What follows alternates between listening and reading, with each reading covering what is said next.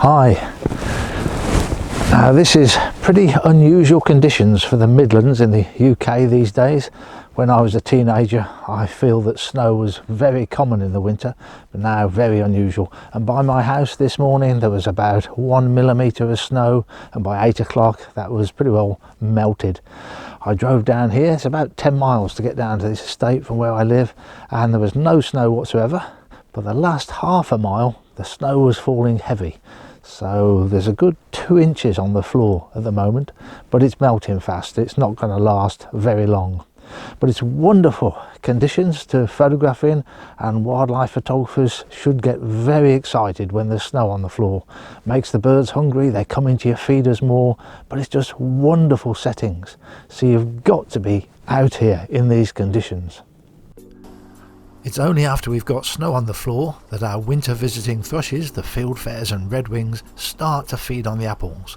And if you get 2 or 3 days of snow, they become even keener and much easier to photograph. This is the larger of the two, the fieldfare, but our blackbird, song thrush and missel thrush also become very keen on apples, and often you get some interaction between them too. Now I use the evaluative or matrix metering pattern, so when I'm shooting in snow like this I know that I've got to overexpose, but the amount I have to overexpose will vary. Depends how large the bird is in the frame, and it depends on whether the light is dull or sunny.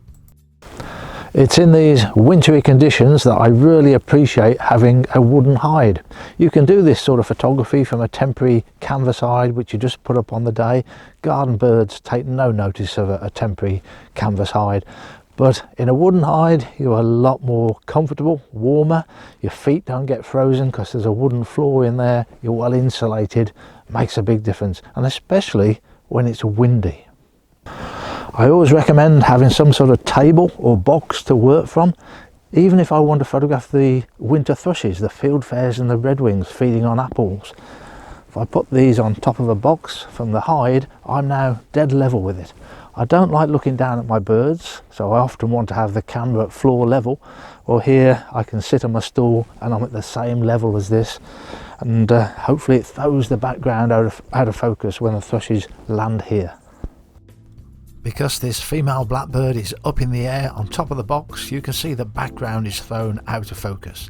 You can achieve the same thing by digging a ridge in the snow with a spade and putting the apples on top of that ridge. A male chaffinch.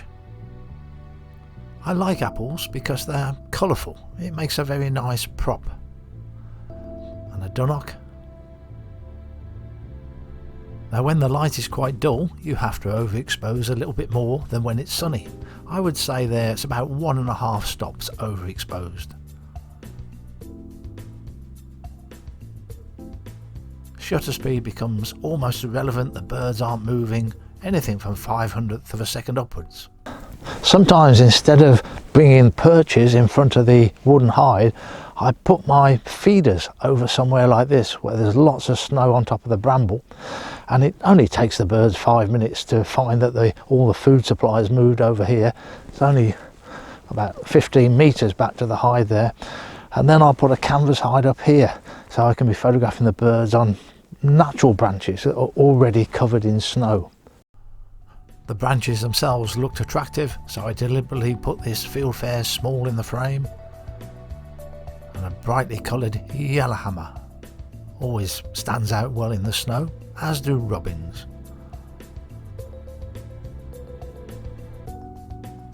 And in the days when I could make money from wildlife photography, a robin in the snow was a major seller. Bluetit. Song thrush having a go at the apples. Now often birds become very protective of their food supply, but here you can see this song thrush is very willing to share with the odd bluetit. But this does vary. Perhaps the song thrush was just so concerned about eating that he didn't mind sharing.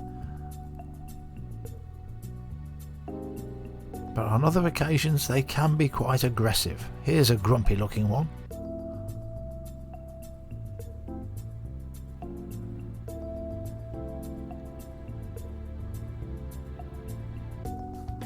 Again, these are going to be overexposed by roughly 1.5 stops. Now we have two song thrushes fighting each other. And this becomes quite prolonged. They will actually be fighting for several hours at a time. One blackbird versus two song thrushes. Now you do need a faster shutter speed once this sort of action starts to take place. It's much the same as doing a bird in flight, so 2,500th of a second is a good starting point for this sort of action photography. I'm working here on top of a log, so it has a very similar effect to the box I was working on earlier. You just raise the birds up to your eye level.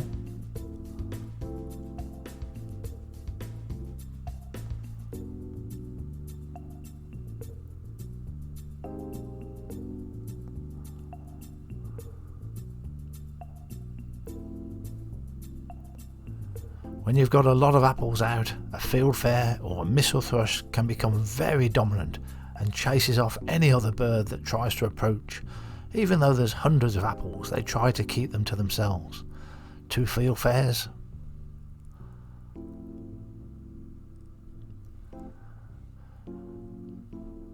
This particular fight on this spot went on for several days, and I kept going back and taking more and more pictures of it. It's one of the most spectacular sights I've ever seen of thrushes in the snow.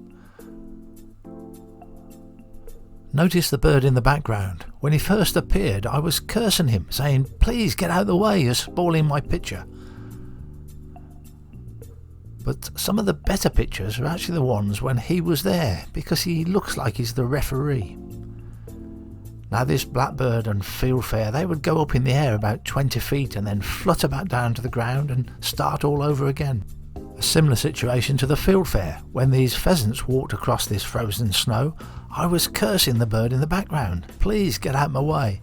But when I looked at the pictures on the computer, I actually preferred this image with the out of focus bird mirroring the front bird. Afterwards I did get a shot of a single male. And a blue tit on top of a very colourful apple. If you want birds of pictures on nice red berries, you really need to put those berries out the night before. So if you've got a weather forecast for snow or hoarfrost, then you put them out in the evening so they're nice and white in the morning. This picture is taken at 2/50th of a second, fairly slow shutter speed, so you can see a certain amount of movement in the snow. But this next picture is taken at a 25th of a second, a very slow shutter speed for bird photography. You don't get every picture of the bird sharp, but a sufficient number of them, and then you get these longer streaks in the snow. This dunnock is taken at 3/50th of a second. Quite often when I'm doing birds in the snow, I drop the shutter speed to a 40th of a second. That's an effect I quite like.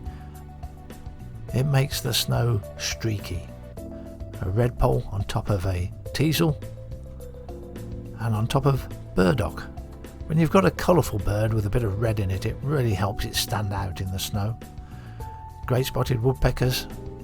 They don't come onto the floor too often in the snow, but when there's been snow on the floor for several days, they will get desperate and come down looking for any scraps of food.